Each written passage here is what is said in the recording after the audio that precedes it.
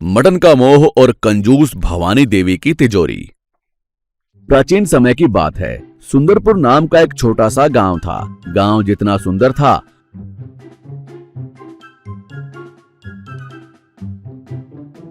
वहां की भवानी देवी उतनी ही कंजूस थी। भवानी देवी की कंजूसी के किस्से पड़ोसी राज्यों तक मशहूर थे। कहा जाता था कि भवानी देवी अगर गलती से पानी भी ज्यादा पी लें तो उसे पचाने की जगह अगली सुबह तक रोक कर रखने की कोशिश करती थी ताकि पानी बर्बाद ना हो। दोपहर का समय था। भवानी देवी अपनी पुरानी खटिया पर बैठकर दाल में से कंकड़ नहीं बल्कि दाल के ज्यादा बड़े दाने अलग कर रही थी ताकि उन्हें बचाकर कल पकाया जा सके।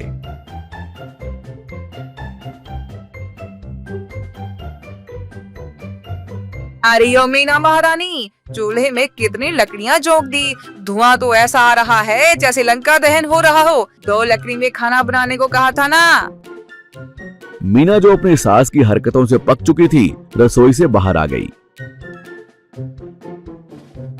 हाँ जी, 2 लकड़ी में तो पानी भी गर्म नहीं होता। आप दाल गलाने की बात कर रही हैं। और सुनिए, आज हवा में बड़ी खुशबू आ रही है।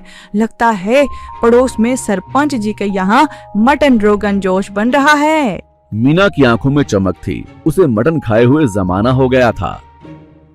छाती पीटते हुए, राम राम राम राम, कैसी अपशगुनी बातें करती है। मटन, तुझे पता है बकरा कितने का आता है? जितने में बकरा आएगा ना, उतने में तो मैं राजेश के लिए पूरे साल की धोती खरीद लूं। खबरदार, जो उस तामसिक भोजन का नाम भी लिया तो पेट में दाल जा रही है, वही बहुत है। मन ही मन, इस कंजूस बुढ़िया के राज में तो जीव का स्वाद ही मर गया है। कुछ तो करना पड़ेगा।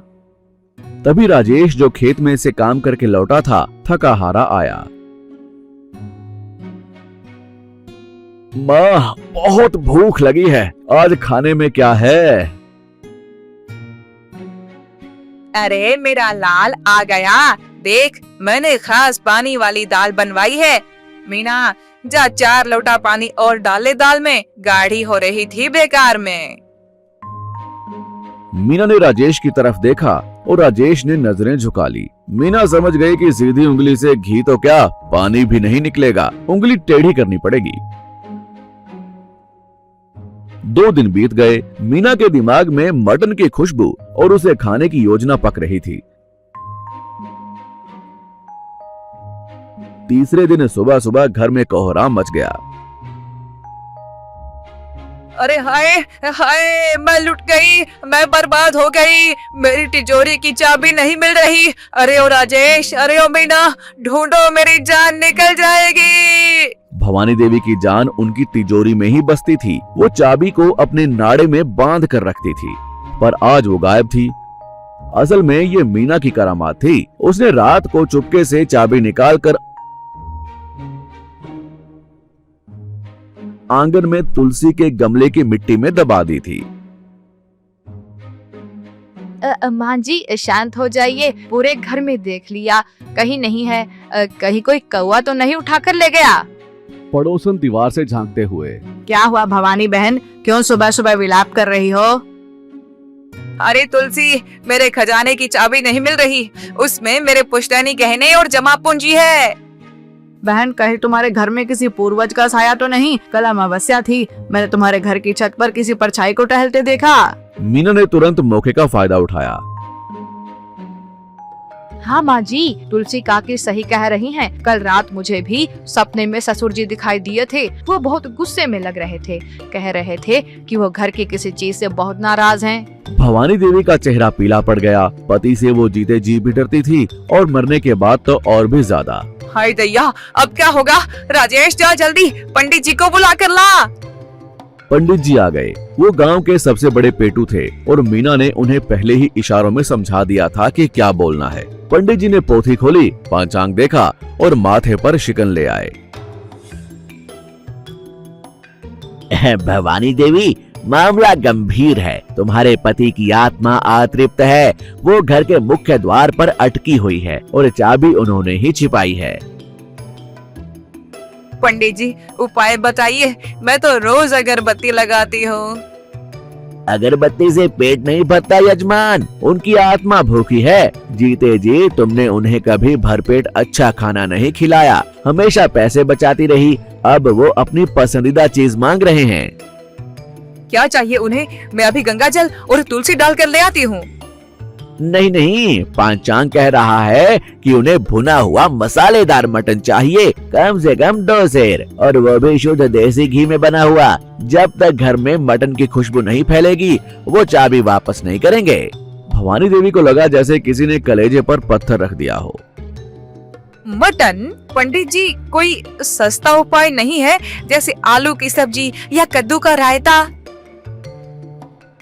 तो फिर भूल जाओ तिजोरी, वो आत्मा अब तिजोरी का ताला ही नहीं, घर की नींव भी हिला देगी।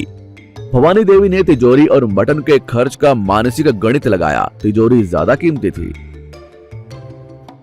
ठीक है राजेश, जा गोगो कसाई के पास, लेकिन सुन, मोल भाव करके लाना, कहना हड्डी ज्यादा ना तोले, सिर्फ मांस दे। अगले दिन सुबह ही भवानी देवी खुद थैला लेकर बाजार निकली। उन्हें राजेश पर भरोसा नहीं था कि वो सही दाम लगा पाएगा।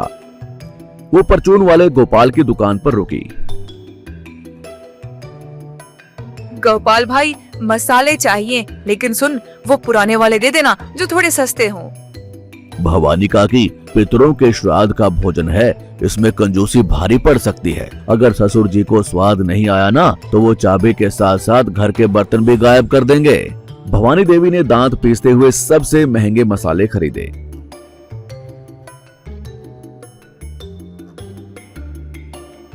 फिर वो मटन लेने पहुंची। वहां उन्होंने आधे घंटे तक गोगो का दिमाग खाया। अरे भाई गोगो, ये बकरा तो बहुत दुबला पतला लगता है, इसका मांस तो 100 रुपए होना चाहिए। देख इसमें चर्बी कितनी है, तू मुझे लूटने बैठा है क्या? हार मानकर गोगो ने उन्हें अच्छा मांस दे दिया ताकि वो वहां से चली जाएं। भवानी देवी ऐसे घर लौटी जैसे कोई युद्ध हार कर आ रहा हो। शाम ढलने लगी। मीना ने रसोई संभाली। उसने अदरक, लहसुन, खड़ा मसाला और प्याज का ऐसा मिश्रण तैयार किया कि खुशबू पूरे मोहल्ले में फैल गई।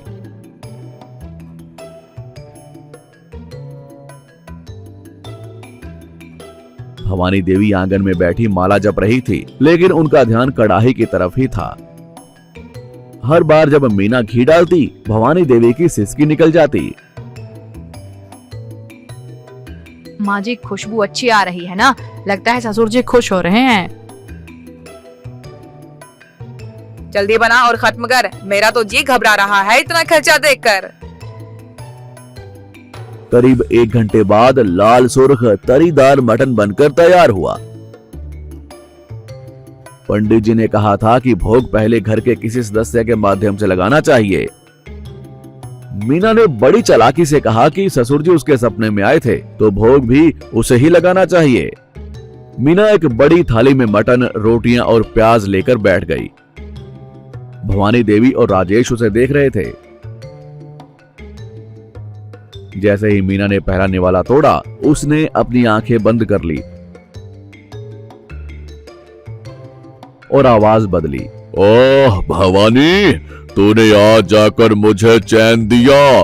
45 साल तक तूने मुझे सिर्फ तोरई और लौकी खिलाई, आज मेरी आत्मा तृप्त हुई। भवानी देवी डर के मारे थर थर कांपने लगी। जी मालिक, गलती हो गई। अब आप खुश हैं ना? वो चाबी बता दीजिए।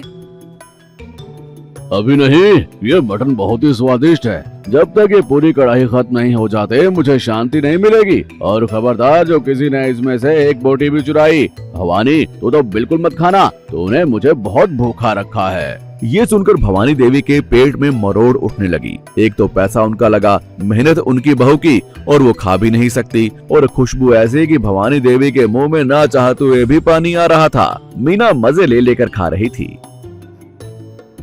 वाह वाह, क्या स्वाद है राजेश।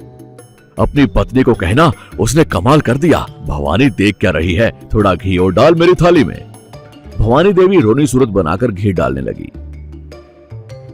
कड़ाही लगभग खाली हो चुकी थी। मीना का पेट भर चुका था, लेकिन उसने थोड़ा सा मटन बचा लिया था।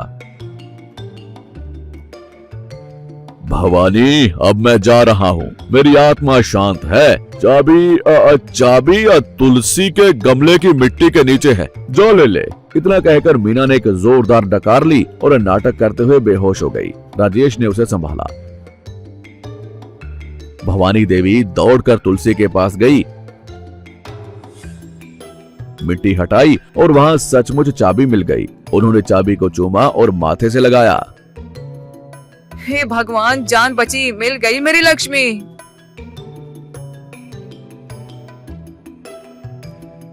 तभी भवानी देवी की नजर रसोई में बची हुई थोड़ी सी सब्जी पर पड़ी।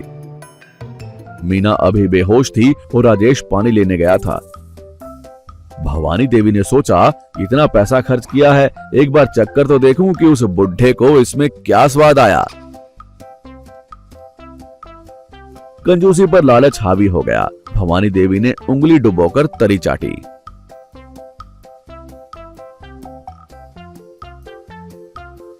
हे मैया, ये तो अमृत है। उन्होंने जल्दी जल्दी एक बोटी उठाई और खा गई। स्वाद ऐसा था कि उनका दिमाग सन्न रह गया। उन्होंने आज तक पैसों के स्वाद को ही सबसे बड़ा माना था, लेकिन ये स्वाद तो कुछ और ही था। वो भूल गई कि वो कंजूस है। वो बची खुची कड़ाही चाटने लगी। तभी मीना ने आंखें खोली और मुस्कुराई।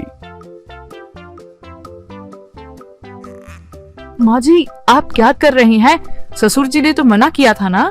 भवानी देवी पकड़ी गई। उनके मुंह पर तरी लगी थी। अरे नहीं बहू, वो तो मैं बस देख रही थी कि बर्तन ठीक से साफ हुआ या नहीं। वैसे सुन, जी माँ जी। अगली बार ससुर जी सपने में आए तो पूछ लेना कि क्या उन्हें चिकन करी भी पसंद है क्या। अगर उनकी आत्मा मांग रही है तो हम मना थोड़ी कर सकते हैं। आखिरकार परिवार की सुख शांति का मामला है।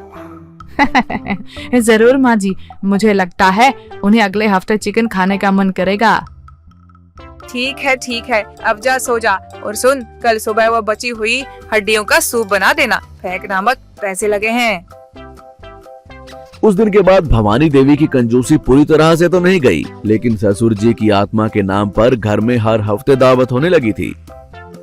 मीना और राजेश खुश थे और भवानी देवी भी, जो अब समझ चुकी थी कि तिजोरी में रखे धन से ज्यादा सुकून पेट में गए अच्छे भोजन में है। बस शर्त ये थी कि हर बार खर्चा पितरों की शांति के नाम पर ही लिखा जाता था।